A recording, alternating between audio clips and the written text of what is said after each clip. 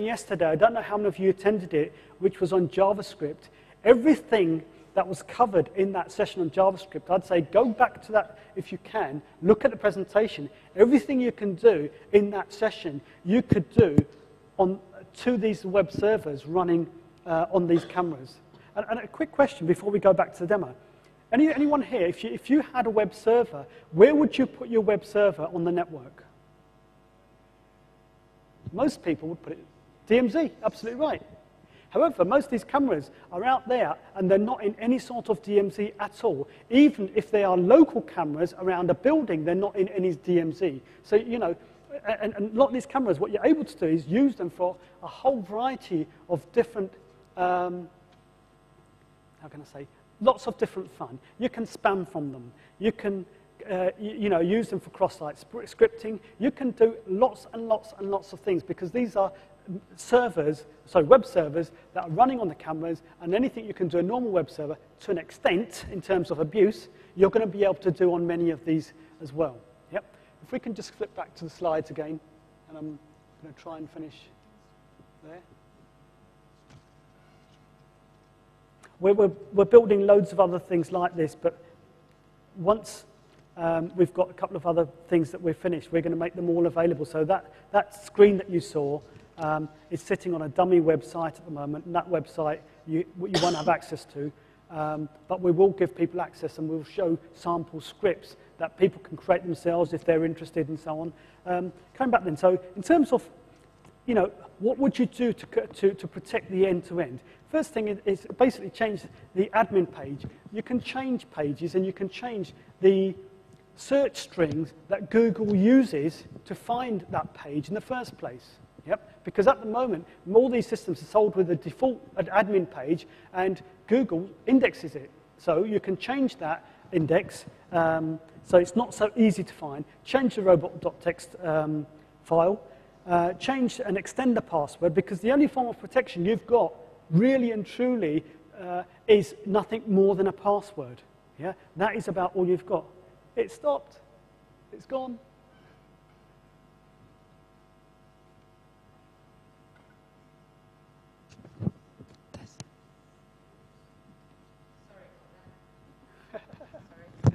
In the meantime, anyone got any questions?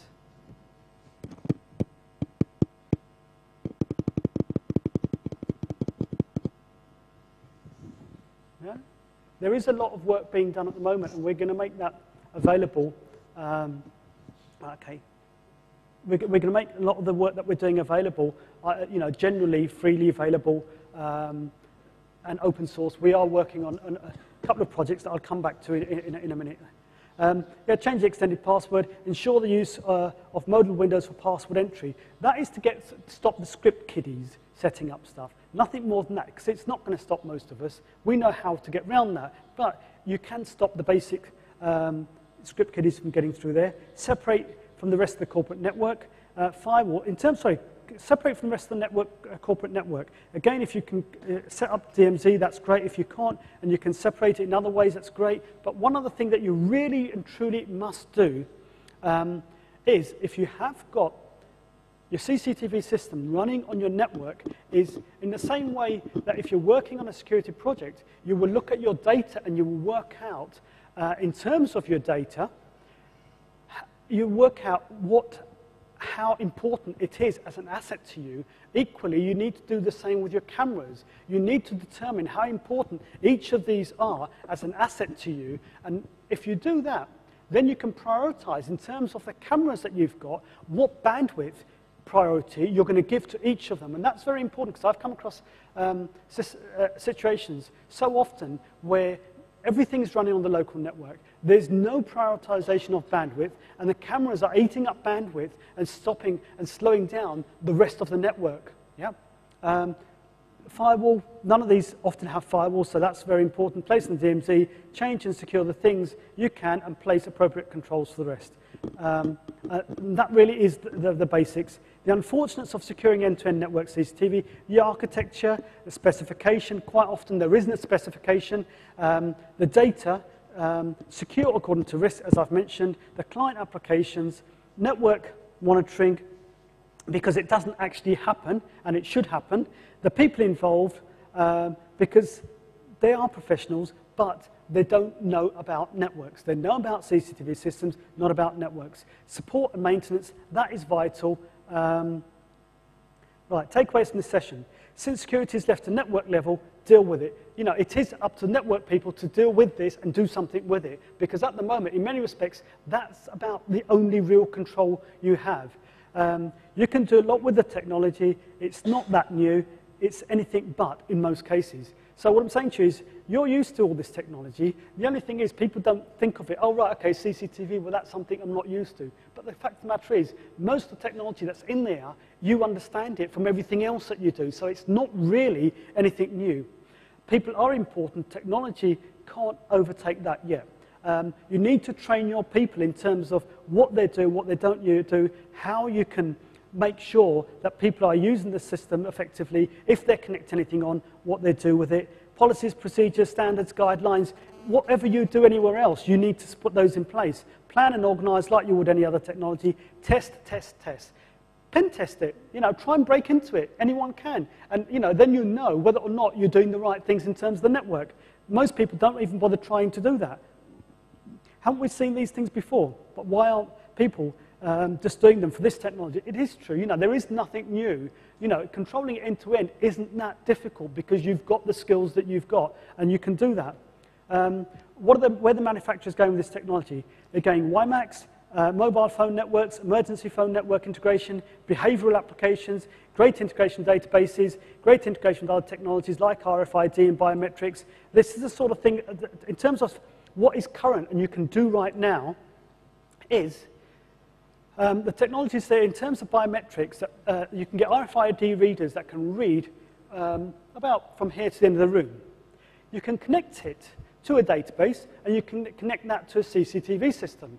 The technology is there for you to be able to read the RFID chip inside, let's say, an ID card of the person who just came into the room. It can read that. Then it can connect to a database to that person's ID and say, right, this face and this RFID card do not match. This person has stolen someone's ID card. The technology is there right now. At the moment, I don't know of anyone that's actually put them together in terms of government use. There's lots and lots of more software developer kits going to be available, more PHP modules and remote control. Why is this exciting? Well, it's exciting for a whole variety of reasons.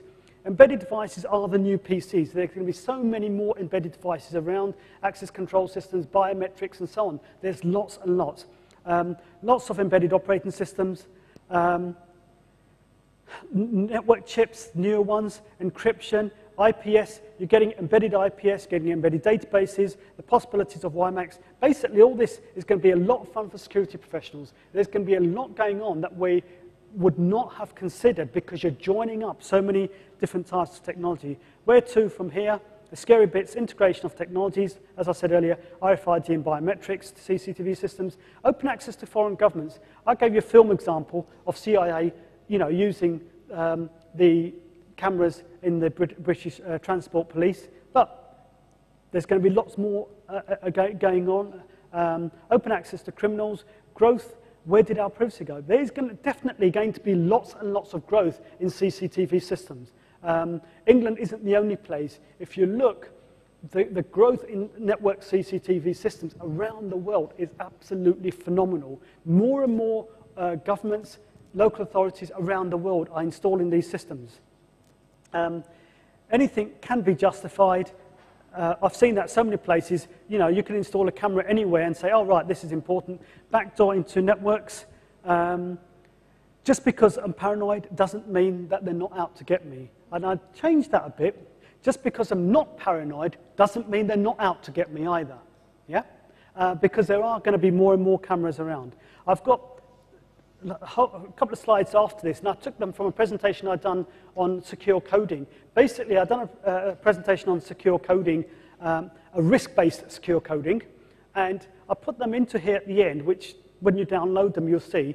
Basically, anything that applies to any other aspect of security in your approach to security should not differ just because this is a slightly different technology. Yeah? Anything that you know is relevant to this technology. Any questions? And my last point, I will re-emphasize, if anyone is in doing some research or wants any direction in doing some research, I'm more than happy to point people out in the right way, whatever they might want to look at. Any questions? Questions from the floor?